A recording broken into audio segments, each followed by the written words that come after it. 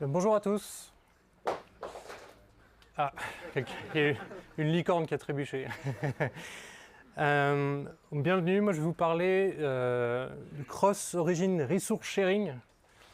Voilà, l'art subtil des requêtes intersites en français. Alors pour me présenter, moi c'est Adrien Penamen.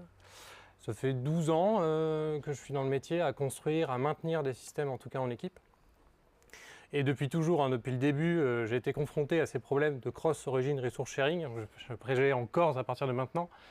Mais j'étais développeur front-end, back-end et dernièrement, même en tant qu'architecte, j'ai été confronté à cette problématique et je me suis rendu compte surtout que c'était pas très bien compris ce que c'était que le CORS, les CORS. Voilà. Je suis aussi origamiste, c'est-à-dire que je plie du papier. Je joue aussi de la clarinette, mais en dehors de mes heures de travail, bien sûr. Voilà, donc le défi, en tout cas là, pour les 20 prochaines minutes, on va parler finalement d'un besoin qui est assez simple.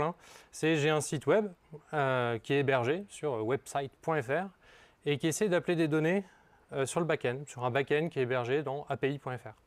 Donc je vais utiliser dans cette présentation de façon complètement interchangeable serveur, API, voilà. Pour moi c'est le même terme, ça suffit comme vulgarisation au niveau de cette présentation. Mais en tout cas on va parler de ça. Alors par exemple, quand je dis que c'est un besoin qui est vraiment simple et répandu, bon, je ne vous mens pas trop, c'est par exemple vous avez un petit widget météo qui est hébergé sur un site statique. Bon, on va aller récupérer des données d'une API existante, on ne va peut-être pas faire tout un back-end juste pour ça. Ça c'est un premier exemple de situation dans laquelle vous allez essayer d'interroger un back-end qui n'est pas hébergé sur le même domaine que le vôtre. Un deuxième exemple, c'est si par exemple vous utilisez un cloud provider, vous allez héberger votre API sur un cloud provider qui ne va pas forcément vous laisser la main sur le domaine, sur le nom de domaine. Donc là, de la même façon, vous allez vous retrouver dans une requête intersite. Ou même en local, c'est ce que je disais, quand je suis un développeur front-end, je vais démarrer mon back-end en local, je vais peut-être faire tourner un mock, une petite API mock de l'autre côté sur un autre port. Et ben, je vais me retrouver aussi dans une requête intersite, ou même si je veux aller interroger le back-end de dev. Alors si vous êtes comme moi, la première fois que j'ai vu ça, j'ai dit mais qu'est-ce qui se passe? Pourquoi est-ce qu'il m'insulte le navigateur? Et c'est lui la star du sujet en fait. Donc on ne peut pas parler du cross-origin resource sharing, on ne peut pas parler du CORS sans réintroduire le navigateur. Souvent dans les schémas, on fait communiquer directement un front-end, un back-end, et c'est magique, ça répond. Et en fait, celui qui pose problème dans cette histoire, c'est le navigateur. Donc on va s'intéresser un petit peu à lui. Je vais prendre une analogie, je vous la donne pour essayer de la réexpliquer. Si vous devez expliquer le cross-origin resource sharing à un enfant de 5 ans, peut-être un peu plus vieux. Il faut qu'il connaisse le concept de banque, mais en tout cas, on va se dire, c'est comme le navigateur, il va jouer le rôle de la personne qui est au guichet de la banque. Donc il y a des clients qui arrivent, derrière lui, il a des coffres. Donc là, j'en ai mis deux. Il y a un petit coffre rond, un petit coffre cœur. Et au début, au démarrage d'Internet en tout cas, quand un client se présentait, c'était open bank. Il voulait aller chercher les données dans un site ou dans un autre, on le laissait passer. Le navigateur, il n'avait pas d'avis. Et en 97, un navigateur qui s'appelle Netscape, voilà, on voit tout de suite ceux qui ont des cheveux blancs ou moins de cheveux. Mais en 97, en tout cas, il y a un navigateur qui s'appelle Netscape et qui a introduit un concept qui s'appelle la Same Origin Policy. L'idée de cette Same Origin Policy, c'est si vous êtes un client rond, vous avez le droit, du coup, naturellement, d'aller chercher des données dans le coffre rond, mais pas dans le coffre cœur. Voilà, c'est aussi simple que ça. On va définir un petit peu après ce que c'est qu'une origine, dans des termes plus techniques. Mais du coup, il y a un problème, c'est que quand vous êtes un client carré qui cherche à aller chercher des données dans un coffre triangle, en 97, en tout cas, il n'y avait rien qui vous permettait de le faire. Pas de solution technique. Et ça a été assez long. Entre 2004 et 2014, il y a eu plein d'échanges sur comment faire ça.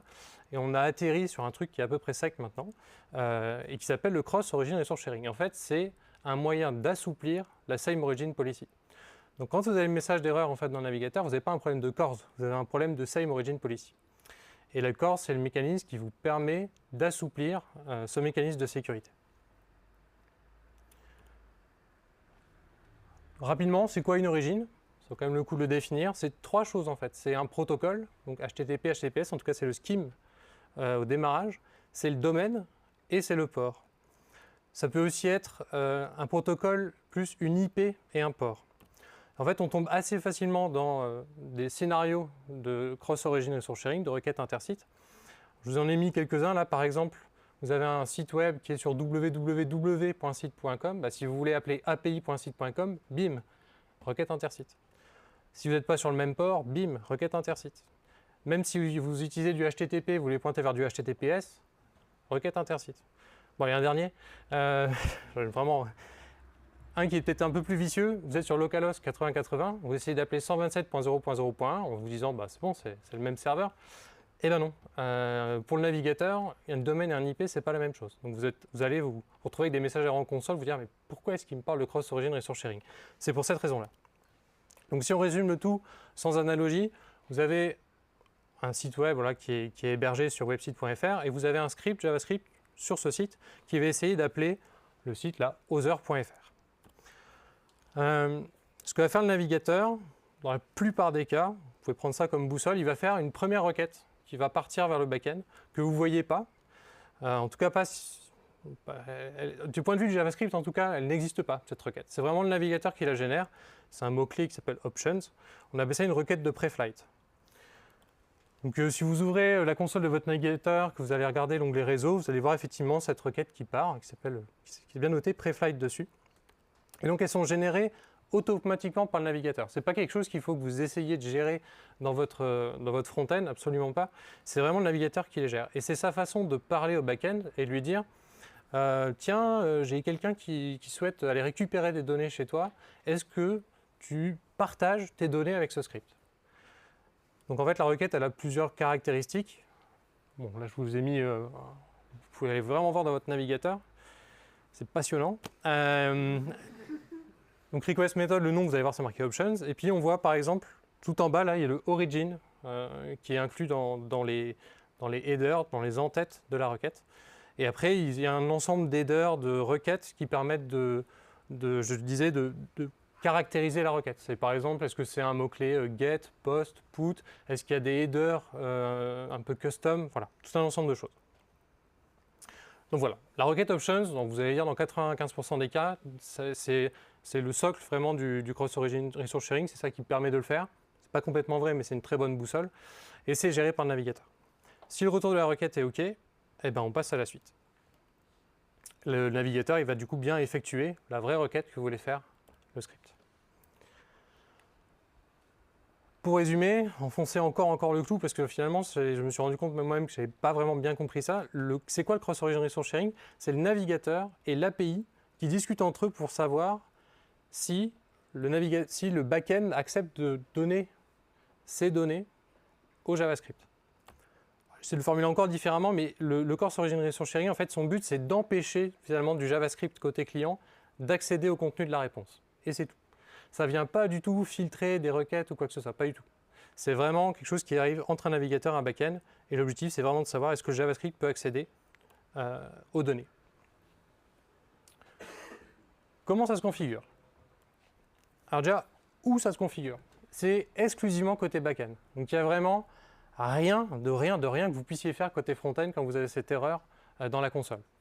Pour y revenir, une petite exception, c'est quand vous êtes sur un développement local, il y a quelques trucs que vous pouvez faire, mais globalement, si vous êtes en production sur un site et qu'on dit « Ah, on a un problème de corse », en fait, côté front-end, vous ne pouvez rien régler. Ça se règle côté back-end.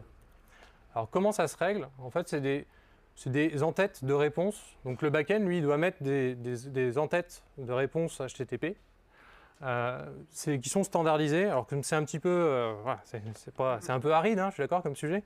On va se prendre quelques scénarios et on va les détailler sur comment est-ce qu'on doit configurer. Je vais reprendre mon scénario du widget météo, hein, finalement celui-là il marche bien. Premier exemple 5, vous êtes sur l'API météo.fr. Comment est-ce que vous devez finalement configurer le site API météo.fr pour qu'il soit finalement le plus accessible possible et permettre à un maximum de sites de faire leur propre widget météo, parce que c'est quand même quelque chose, hein, on n'en a jamais assez. Premier en tête de réponse, c'est l'Access Control Hello Origin. Donc celui-là, il porte quand même très très bien son nom. Et vous avez, donc c'est de dire, voilà, quelles origines est-ce que j'autorise? Depuis quelles origines j'autorise des scripts JavaScript à accéder à mes données? Une façon très simple de le configurer, c'est d'utiliser un wildcard, Astérix. Donc là, c'est très pratique parce que du coup, tout le monde peut vous appeler. Donc là, quand vous êtes dans le cadre d'une API publique, c'est vraiment ce que vous voulez faire. Vous voulez justement que tout le monde accède. Donc c'est vraiment la bonne façon de le configurer, c'est ça. Deuxième verbe, vous voulez finalement, en termes d'évolutivité, peut-être qu'aujourd'hui, vous supportez que du get, des mots-clés HTTP get sur votre API. Demain, vous voulez vers du put, du patch, du delete, du head, tous ces verbes HTTP qui sont valides. Vous configurez aussi le access control hello méthode. Troisième header que je vous introduis, il n'y en a pas énormément dans la spécification, mais je vous en introduis quelques-uns. Je vous conseille aussi de configurer celui-là, access control hello headers. Ça veut dire quoi? C'est en fait quand votre JavaScript il vous fait un appel, vous lui laissez l'opportunité de rajouter des headers custom, les headers qu'il veut. Alors vous dire, à quoi ça sert? Typiquement, si vous voulez faire du monitoring, vous voulez pouvoir tracer des requêtes, potentiellement, il y a des solutions, Dynatrace, Datadog, etc., qui vont vouloir rajouter des headers custom afin de pouvoir suivre le tracé des requêtes. Si vous mettez pas, si vous autorisez pas finalement les requêtes HTTP comme ça avec des headers custom, vous empêchez, vous réduisez un peu l'accessibilité de votre API. Donc voilà, bonne pratique, je vous conseille de le faire aussi. Et une dernière bonne pratique qui est intéressante, on n'y pense pas forcément, mais les requêtes options, elles sont limitées dans le temps. Enfin, le navigateur va les cacher, mais seulement pendant 5 secondes. Donc, s'il parle vraiment beaucoup à votre API météo, toutes les 5 secondes, il va refaire le mécanisme de « je lance une requête options » et une fois que j'ai le retour, je fais la vraie appel. Donc, ça va générer énormément de requêtes trafic. Alors, ce n'est pas très lourd. En fait, il y a le header existe, l'entête de réponse existe. Vous pouvez configurer. Alors en fait, les navigateurs derrière, ils viennent vous le surcharger. Donc, par exemple, pour Firefox, c'est 24 heures. Il va garder pendant 24 heures maximum le retour d'un options. Donc voilà, configurez-le avec 24 heures. Pour Chrome, c'est 2 heures. Alors comme vous avez réussi avec brio à configurer cette API météo, vous êtes désormais expert. Je ne l'ai pas dit, moi je travaille chez Soprasteria. Alors, ce n'est pas quelque chose qu'on fait chez nous, mais c'est quand on réussit bien un sujet, après, j'ai entendu que dans certaines entreprises, on pouvait être vite à avoir l'étiquette d'expert. Pas chez nous. Mais défi numéro 2, vous avez super bien réussi l'API météo. On a un nouveau besoin là. On a sur notre intranet, on a un site, intranet.corp, et puis on a un script JavaScript sur other.corp qui veulent l'appeler. Est-ce que tu peux venir nous aider? Tu as bien débrouillé le truc la dernière fois.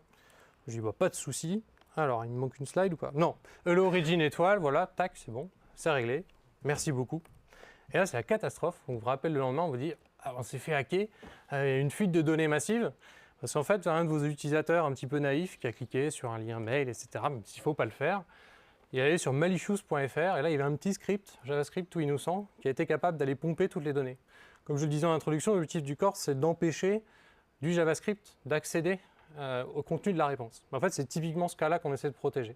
C'est j'ai un appel qui est non authentifié, parce que là, j'étais sur l'intranet, j'étais safe, et j'ai un petit script JavaScript qui était un peu malicieux et qui allait pomper toute la donnée et qui l'a réexporté de l'autre côté.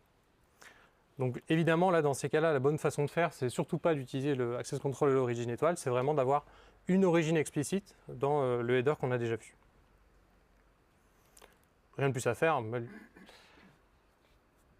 Défi numéro 3, donc là on monte encore un petit peu en gamme, c'est le défi que j'ai eu dernièrement, de devoir rajouter une couche d'authentification pour vraiment sécuriser une API. Donc là, si je reprends un peu mon guichet, c'était pour le moment, on se basait juste sur l'origine du client, mais là on veut en plus qu'il amène une clé pour s'assurer que voilà, il a bien le droit d'ouvrir la porte du coffre. Donc je n'aborde pas du tout sur comment est-ce qu'on va récupérer la clé dans la présentation, mais on va voir finalement la problématique, c'est où est-ce que je dois stocker la clé côté client pour pouvoir l'envoyer. Il y a une solution qui existe, il y a plusieurs solutions. Il y en a une en tout cas, moi, que je trouvais super sympa, c'est les cookies. Alors les cookies, c'est juste des données qui sont stockées dans le navigateur. Ce qui est sympa, c'est qu'ils sont associés à un domaine. Donc si j'ai, là c'est le domaine localhost sur ma capture d'écran, par exemple, si vous avez le domaine site.com, tous les appels que je vais faire vers site.com, on va essayer d'ajouter automatiquement les cookies, et c'est le navigateur qui le fait pour vous. Donc ça, c'est vachement bien. Et ils ont une propriété supplémentaire qui est vraiment intéressante, les cookies, c'est qu'il y en a certains qui sont accessibles par le JavaScript et il y en a d'autres non. Et quand on veut sécuriser un token, qu'on veut éviter que le JavaScript, un script malicieux, accède au contenu des tokens, c'est intéressant de considérer les cookies. Et quand on est sur un appel same origin, donc je suis sur www.site.com, j'appelle www.site.com au niveau de mon backend, ça marche nickel. Franchement, c'est vraiment une histoire d'amour en termes de sécurisation. Le navigateur, il va chercher le cookie, il l'ajoute dans la requête, il envoie la requête, c'est authentifié, c'est magique. Et du point de vue du front-end, moi, j'ai rien eu à faire. C'était gratuit, j'ai même pas la notion qu'il y a une sécurisation qui se passe. Moi, naïf, je me suis dit, bah, ok, je dois faire la même chose mais avec un appel cross-origin, c'est parti. Et là, une misère. Alors vraiment, il n'y a plus rien qui marche. Et je ne vais pas le passer en détail tout ce qu'il faut faire pour le configurer. Je vous mettrai à disposition les slides, j'ai tout mis dedans.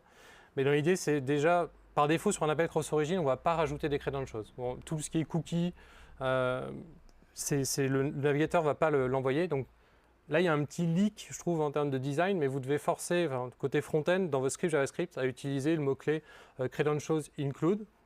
C'est une première configuration. Déjà, vous devez collaborer avec le front-end, avec les développeurs front-end, pour qu'ils explicitement envoient les cookies.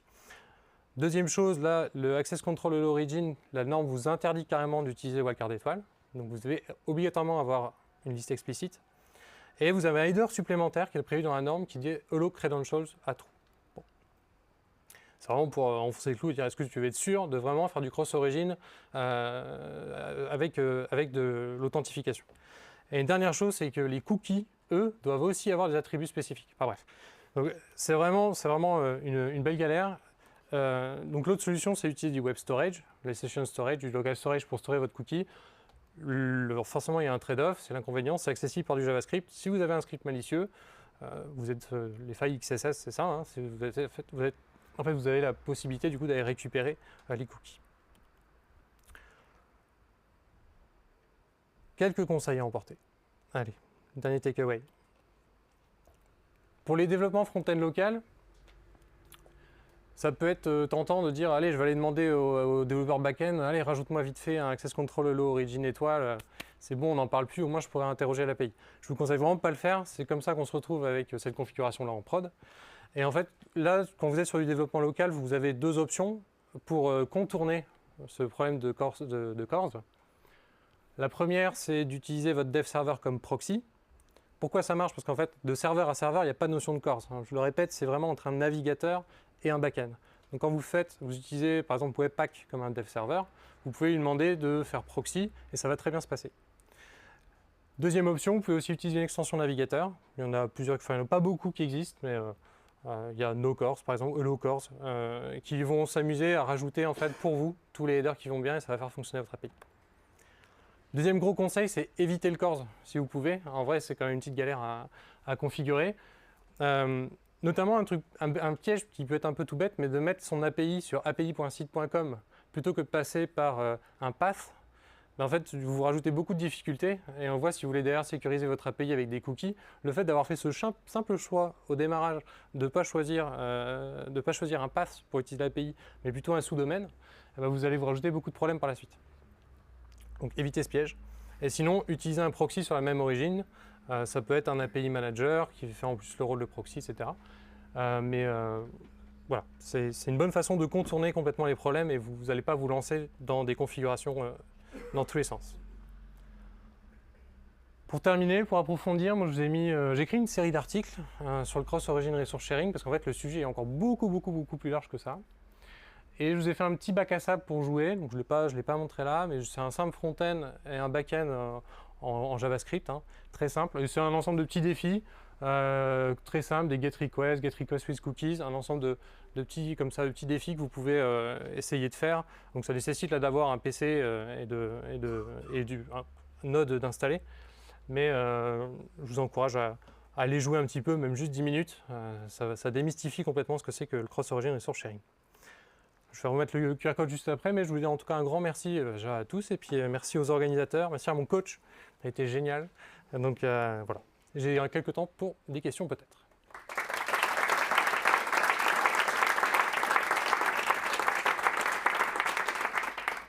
Oui. Je voudrais revenir sur la partie utilisation de clés avec les courses origines. Du coup, pour éviter d'avoir passé par les cookies et de faire toutes les manips reloues là, dont tu parlais, on peut passer donc par le web storage. Sauf que ça ne prévient pas donc les scripts malicieux de récupérer cette clé et de s'en servir plus tard. Est-ce que en rajoutant des informations dans cette clé, notamment par qui elle est censée être utilisée ou ce genre de choses, est-ce que ça ne permet pas de rajouter du coup une couche de sécurité récupérer, de prévenir si cette clé se fait voler, d'être utilisée par quelqu'un qui n'est pas censé l'utiliser. Pour répéter la question, s'il vous plaît. C'est son boulot d'ailleurs. Alors j'essaie de reformuler la question pour l'avoir aussi bien compris, ça permet de bien avoir compris la question. Donc on voit que si on n'utilise pas les cookies, mais qu'on choisit, on opte pour du web storage pour aller stocker une clé, quand on est dans le scénario où on essaie de sécuriser un appel d'API, est-ce qu'on ne peut pas essayer de rajouter des informations dans ce fameux token qui est stocké pour éviter qu'il soit réutilisé. Si jamais c'est un script malicieux qui vient prendre le token et qui l'envoie à quelqu'un d'autre, est-ce que cette personne-là ne peut pas le réutiliser?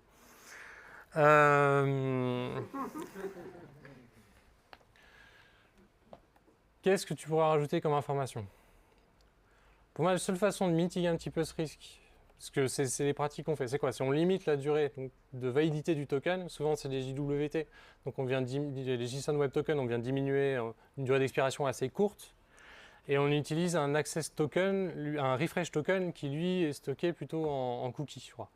Donc en fait, tu laisses manipuler ton JWT par du JavaScript, et par contre, avec une durée très courte, et toutes les, je sais pas, 30 minutes, il y a un appel qui est fait pour rafraîchir ce token-là. Ce qui fait que si jamais tu as un vol de ce token-là, et du coup, c'est limité en termes de fenêtre d'utilisation. Les JWT, déjà par nature, tu ne peux pas les reforger, mais pour moi, une fois qu'ils sont volés, ils sont volés. C'est perdu. Ouais. À l'intérieur même de ce JWT, je peux rajouter l'IP, par exemple, de la personne qui a demandé ce JWT, ou je peux rajouter des informations sur son navigateur ou quelque chose comme ça, pour être sûr qu'il n'y a vraiment que dans ce cas-là que cette clé peut être utilisée.